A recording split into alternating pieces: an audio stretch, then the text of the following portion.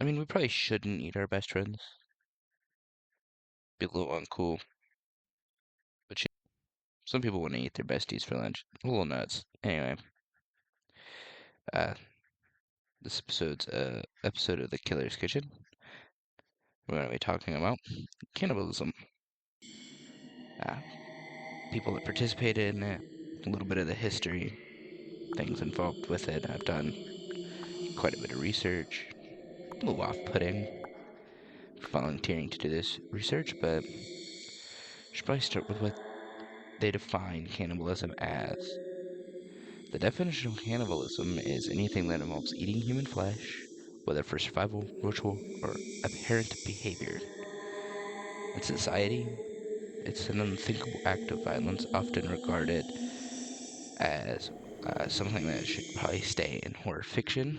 And it's happened numerous times for a number of reasons, with a lot of historical significance to it. But no matter the reason, it is not good enough. Eating another person is not a good move. We shouldn't be eating the people.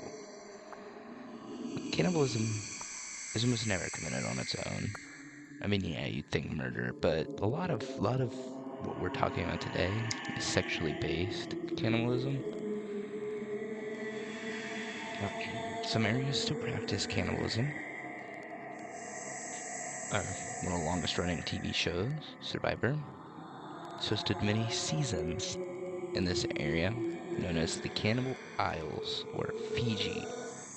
It is historical that they have had widespread cannibalism linked to warfare.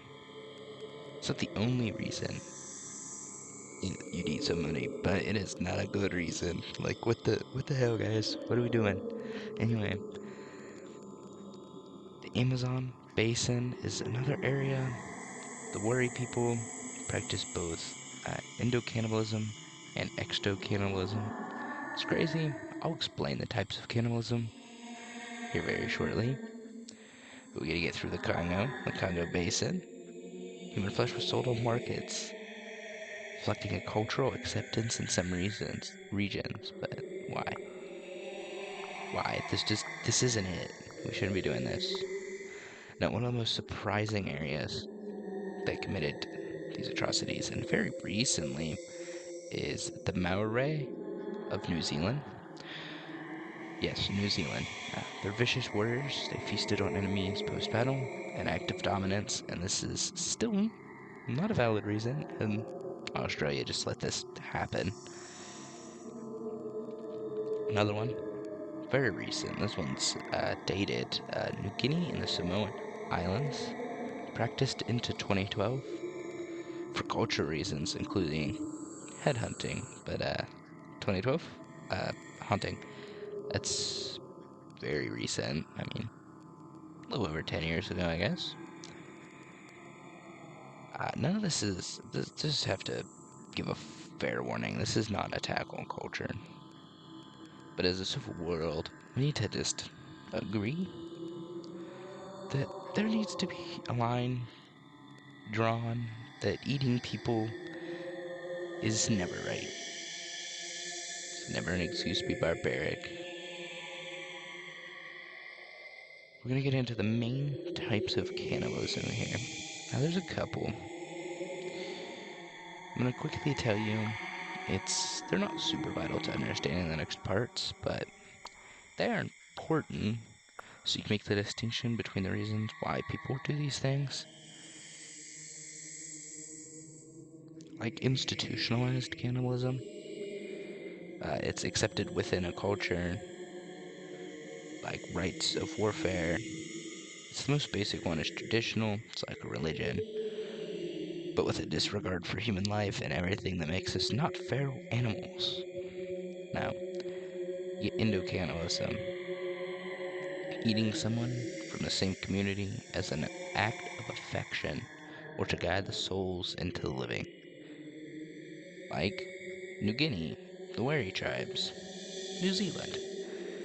This is really not what we should be doing, but I guess if they wanna, it's not the worst thing I've seen. Exocannibalism. would be the next on the list. Consuming outsiders, typically in aggression or warfare. New Zealand, New Guinea.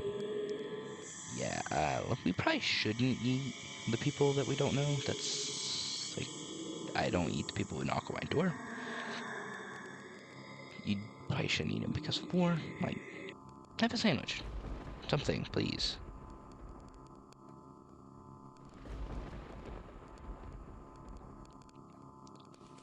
Survival cannibalism is up next.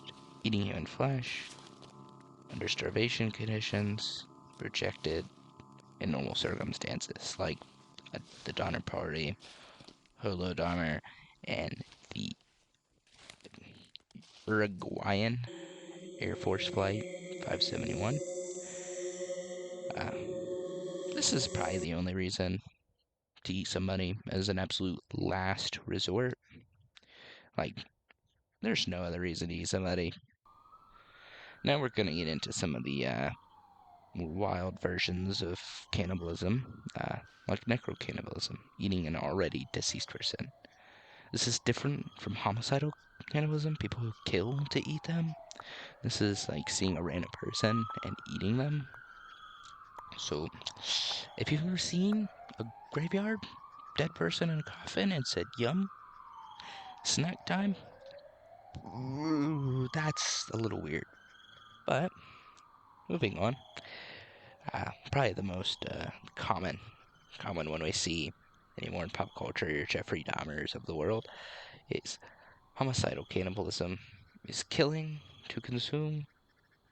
It's definitely criminalized. Like Dudley and Stevens, which is a court Supreme Court case where two men were convicted of murder for killing and eating a cabin boy for no reason. There was ample food, full pantry. They just decided to eat him. I don't think that's what we really need to be doing, but that is what people happen to be doing. I would never. Uh, Auto cannibalism. This one's strange. Like eating parts of oneself. Typically a pathological, problem. It's been forced on people to do, but never institutionalized. It's never a thing that cultures have done. I mean, I guess if you're gonna eat somebody, make it yourself. I mean, it's your body, so eat up. Sacrificial cannibalism would be the next piece. The last piece here. Uh, Victims are usually honored before being eaten for divine purposes. It's like Aztecs and Christian you Christianists. I don't know if it's as okay, but I guess if it's a part of the culture, you could get away with it. But I think we've talked enough about the gross stuff for a minute. Let's get into a fun fact, I guess. There's an archaeologist, James Cole, who determined how much food is actually in, like, eating a human. And it's 126,000 calories, about 86% for women, 30% for young children. But in perspective, this could sustain 25 men for over 2 days. So, I mean, if you got that hungry, I guess, yeah, it's a lot of calories. You get big if you're on that bulk. Gotta get that bulk meal in. Eat your best friend. Now, away from our scheduled break, we're moving to the psychological and psychopathological perspectives of one of the most bizarre phenomenons I think I've ever read about. Now, there aren't several things to go into this, but we're going to start off with probably one of the most common. Cannibalism as a sexual disorder. See, I mentioned we were going to talk about this. Vorophilia is an erotic desire to consume or be consumed. It goes both ways. It's most often fantasy on the internet, but I do have a case of at least one person who happened to act out this fantasy on real living people, Armin Wims, but I will have more on him after we get through the next few pieces here, so stay tuned. Now we have mental disorders associated with cannibalism, like your schizophrenia, personality disorders, paraphilia. Now, schizophrenia is usually linked to the delusional acts, self-defense. I have a couple cases on all of these different things, so if you're more interested to see what kinds of people, what they do when they have these, stay tuned. Now, personality disorders it's more mixed disorders with sadistic and psychopathic traits. There are some minor cases, but Dahmer, that's the big guy who has been diagnosed with personality disorder, several of them, and he did eat people. Now, you got paraphilia, which is probably the one that people have not heard of. This is extreme sexual drive towards cannibalistic acts. It's a little more convoluted,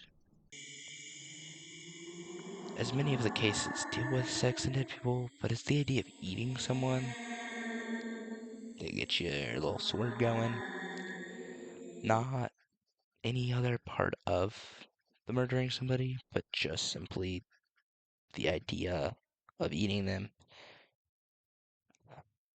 It's related to vorophilia, but isn't exactly the same. This is more of a medical condition. Vorophilia is more of a fetish. Now, those lovely cases I told you we were going to discuss. This is kind of a collection of cases. They're not named, they're lettered for this first set here. It's the Hreen colon secure unit. Mr. A, a schizophrenic. I mean, very basic. He ate his father's ears and fingers. He was driven by delusions. Mr. B, another schizophrenic. He killed and ate parts of his mother's face, following hallucinatory commands. Now, Mr. C, another schizophrenic. He bit his mother's forearm to prevent abandonment, but I feel like we've gone through the three schizophrenics here, and Mr. C, it seems like maybe, I mean, he bit it. I didn't see that he ate it. He might have, but I just feel like that's not as bad. These are grown adults, though, so a little strange. We got Mr. D, one of the mixed personality disorders. He had a premeditated killing and eating of his family members for revenge and fame. Mr. E, another mixed personalities. He killed and cooked his cellmate's lung, motivated by sexual arousal. These are some of the more sophisticated cases. Mims was just like a man on the internet. He paid somebody and ate them. Like, he paid for them to come over. They were both going to eat him. They cut his penis off, decided that wasn't good enough, and murdered him. Mims murdered that man. It was just not, I mean, we can't, just wasn't it. It just was not what you should be doing. There were a couple other guys. Albert Fish, who's one of the most heinous men of all time. Um, of course, Jeffrey Dahmer, Asil Soaga, Fitz Herman. But back to Armin Wayans. I mean, he was in the 60s, 70s, and 80s in Germany, raised by controlling mother, and he developed these fantasies of eating people in his adolescence. influenced by like fairy tales and isolation. Well known for Germany, of course. The Germans back at it again. In 2001, he met a man online who consented to being eaten. They served this man's genitalia, and they both attempted to eat it. But after he was unsuccessful in biting it off, he then murdered and consumed this man over several months. He got convicted of manslaughter in 2004, but since Germany has no double jeopardy, he was retried in 2006 for murder due to the sexual motivation of the crime. After his release, his house in 2023 was burnt down. Or not, he was never released, but his house was burned down in 2023. He was suspected, it was a suspected arson. He's currently a vegetarian, ironically. To Albert Fish, the Gray Man, as many people know him as. In his early life, he was born, 1870, abused in orphanages, developed first interests, self-harm with needles, corpophilia. He killed and ate children, including Francis McDonald, Billy Ganeffi, and Grace Budd. Driven by psychosis and sadism, he of course got really, really dumb and decided in 1934 to write a letter to Bud's mother detailing her murder, how she tasted, how he cooked and seasoned her, and the other things he did. I mean, it was pretty cut and dry. He was found sane and guilty and executed just 2 years after that, in 1936. A couple other cases here, like Jeffrey Dahmer, killed 17 men, ate their parts, why not? But again, there's so many documentaries on him. There's no point in me going into him this much. It's just, I feel like watching the documentaries do you more justice than I could ever do in the, like, 4 or 5 days of research I do for these videos. And you have Isesi Sawaga murdered and ate a woman in 1981. But he actually never faced any jail time due to some legal loopholes, which is ridiculous that these even exist. Fritz Harman. He killed 24 boys, children, sold their flesh. Um, Fucking insane that he even, okay, who, yeah, executed in 1925, as we should do to people like this. Um, you know, there's a lot of different, there's no specific laws in some jurisdictions on eating people. Like in France, there's no cannibalism law. They treat it as like torture. I mean, it's condemned globally, I would hope. But true crime persists and continues to push these out there, these taboo ideas, and make sure, like copycat killers that you see. It's ridiculous. But, that brings me to the end of the show. So, I have one question to ask. Why would someone eat another person? Might have answered it here, and maybe not. Maybe in another video, a deeper dive could provide more answers. So, tell me in the comments, like, subscribe, anything else you'd want me to dive into, any thoughts you had on the matter, and I will see you next time, next week, on the Killer's Kitchen. A deep dive into the taboo, downright nasty, and most evil, vile things you could think of.